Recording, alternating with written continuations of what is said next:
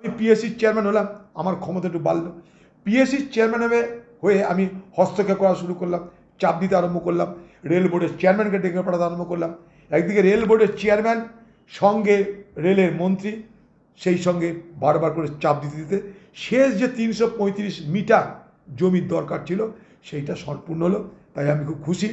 যেদিনকে উদ্বোধন হলো সেদিনকে আমি রেলমন্ত্রীকে ফোন করেছিলাম, অশ্বিনী বৈষ্ণবকে, করে বললাম যে ভালো হলো, আমরা শুরু করেছিলাম 95 ভাগ আমরা করে দিয়েছিলাম, আপনারা 5 ভাগ করলেন, কিন্তু শেষ তো করলেন।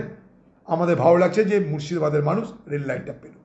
দেখুন, এই নসিপুর আজিমগঞ্জ রেলওয়ের লম্বা ইতিহাস আছে। আমি প্রথম 1996 সালে নবগ্রাম থেকে এমএলএ হয়েছিলাম।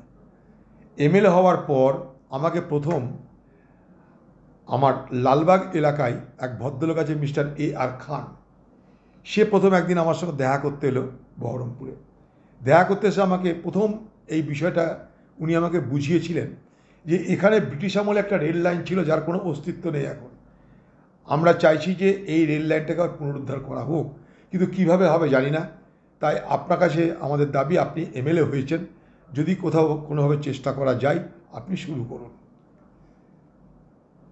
আমি কিন্তু খুব উৎসাহিত হয়ে শুরু করলাম। প্রথম কি করলাম, আমি প্রথমে সেই সময় কেন্দ্রীয় সরকারের যে কেন্দ্রের যে রেলের কনভেনশন কমিটি, সে রেলের কনভেনশন কমিটির যিনি চেয়ারম্যান মনোরঞ্জন ভক্ত, যার নাম, তিনি কংগ্রেসের এমপি ছিলেন। যখন আমি দেখলাম যে মনোরঞ্জন ভক্ত আন্দামানের কংগ্রেসের এমপি, সে রেলের কনভেনশন কমিটির চেয়ারম্যান, তাকে আমি চিঠি লিখলাম, দেখা করলাম। কিসের জন্য দেখা করলাম, যে আপনি রেলের কনভেনশন কমিটি নিয়ে একবার নসিপুর আজিমগঞ্জ পরিদর্শন করুন, যাতে এই প্রস্তাবটা আমরা মার্কেটে আনতে পারি। কারণ এটা মৃত ছিল, এটা মৃত মানে ডিসকার্ডেড, কিছু অস্তিত্ব ছিল না। সেই থেকে শুরু করেছিলাম লড়াইটা।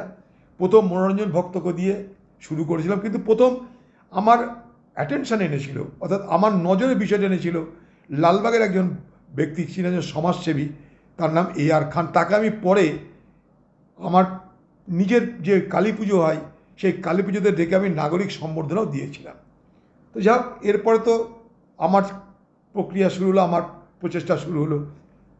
আমি তারপরে একটা করে 99 সালে এমপি হলাম, আরম্ভ করলাম।